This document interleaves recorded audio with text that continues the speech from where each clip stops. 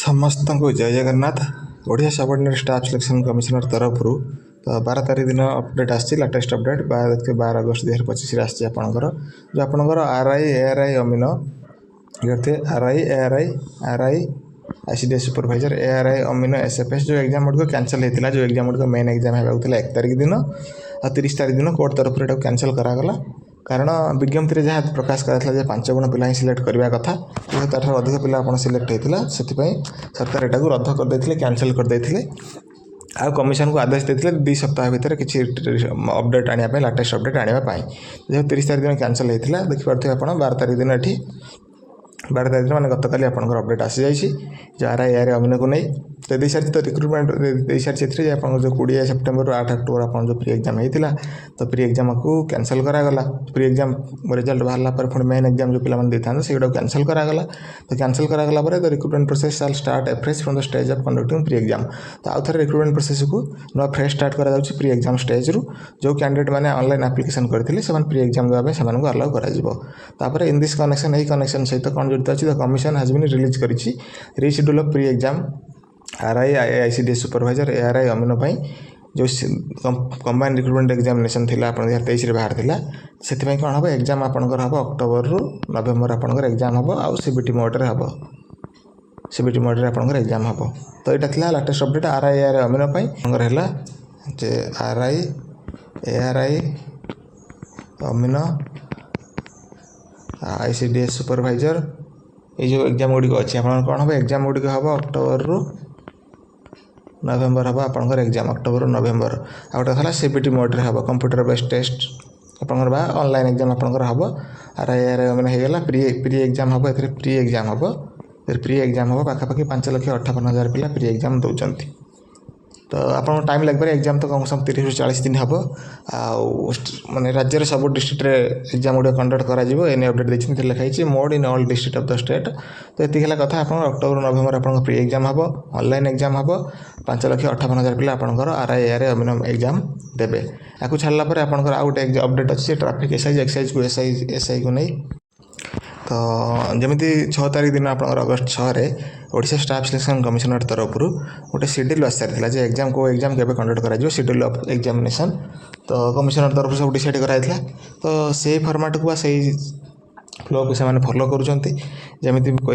Traffic एला आपंकर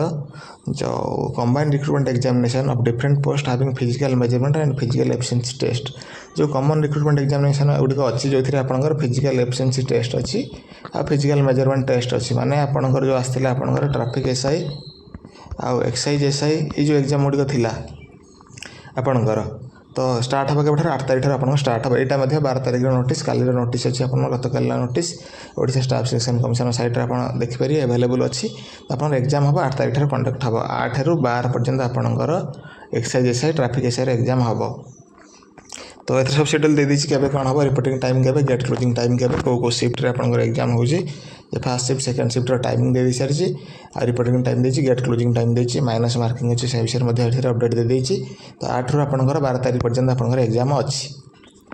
अच्छी तो एथर गोटे कथा क्लियर है सेप्टेम्बर 13-14 जो आपनकर शेड्यूल आसला जो एग्जाम गुड़िक अच्छी ओडिशा गवर्नमेंट अंडर में तो सेप्टेम्बर 13-14 आपनकर खाली अच्छी तो यहाँ आपनकर सीपीएसई 2024 जहाँ जी कन्फर्मेशन अच्छी जहाँ जी अपडेट अच्छी सीपीएसई 2024 आपणकर यहाँ अच्छी माने आपंकर जो Odisha police SI fire SI arm police SI जो थी आपंकर जो थी CPSE combined police service examination तो से आपंकर यहाँ रिजर्व अच्छी ताने सेप्टेम्बर 13-14 आप मानि चलतु ओडिशा पुलिस एसआई आपंकर एग्जाम कंडक्ट करा तो से हिसाब से निजक प्रिपेयर करनी आ गोटे कथा आपंकर जो एग्जामटा अच्छी आपंकर एग्जाम अच्छी देखिपे आपंकर एग्जाम अच्छी 8 तारीख दिन आप एग्जाम अच्छे 8 तारीख दिन आ दे सारी जो कैंडिडेट मैंने तो साइट को रेगुलारली विजिट करूँ www.ac.gov.in आ 1 तारीख दिन आपंकर यूजर क्रेडेंशियल देखिए जमी आपंकर मेल आईडी है मोबाइल नंबर पासवर्ड होगा तो आप लॉगिन करके एडमिट कार्ड इश्यू करेंगे तो आप एग्जाम 8 तारीख तो 7 तारीख दिन आपको मिल एडमिट कार्ड गोटे वीक आगुरी आपको एडमिट कार्ड मिल तो रेगुलारली साइट सहित लिंकअप रुहतु तो यहाँ थिला तो देखिपे आप जहाँ भी था माने जो ओडिशा स्टाफ सिलेक्शन कमिशनर जो ओडिशा स्टाफ सिलेक्शन कमिशन जो 6 तारीख दिन आपंकर नोटिस जारी करते 6 अगस्त तो से हिसाब से शेड्यूल बनई जो एग्जाम जो शेड्यूल बनई तो से शेड्यूल फॉलो करा जाउछि एमती RIR अपडेट आसीगला कमिशनर तरफ आप traffic SI excise SI exam आसीगला ओडिशा पुलिस ऑलरेडी जो मैंने ओभर छिला मैंने बर्तमान ऑलरेडी अप्लाई करूछंती सेटा आसीगला जे पर्यंत रिप्रेजेंट अप्लाई करेंगे तापर सेप्टेम्बर 13-14 मैंने पाखापाखि आपको फॉर्म पर गोटे मसर टाइम आपण पाखे अवेलेबल रोचे। तो जो पिला माने प्रिपेरेसन करना प्रिपेरेसन बा ढिला कर प्रिपेरेसन एवं टाइम अच्छी आप प्रिपेरेसन को आप बूस्ट करूँ अधिक टाइम फोकस करूँ रिटिन उपर कारण रिटिन क्वालिफाई करवा ट्राफिक SI एक्साइज SI है ओडिशा पुलिस SI होगा हो पारे आप सिविल कॉन्स्टेबल होगा OSF है टे अल्प बहुत फिजिकल टे फोकस करेंगे कि एवं भी रिटिन सबुआड़े अधिक इम्पोर्टान्स रखुच्छी तो रिटिन उपर फोकस करूँ अधिक टाइम ना तो आशा कर भिडियो भल लगी तो नुआ अपडेट समस्त शेयर करदे चैनल नुआ अच्छा चैनल टी सब्सक्राइब करदे। जय हिंद।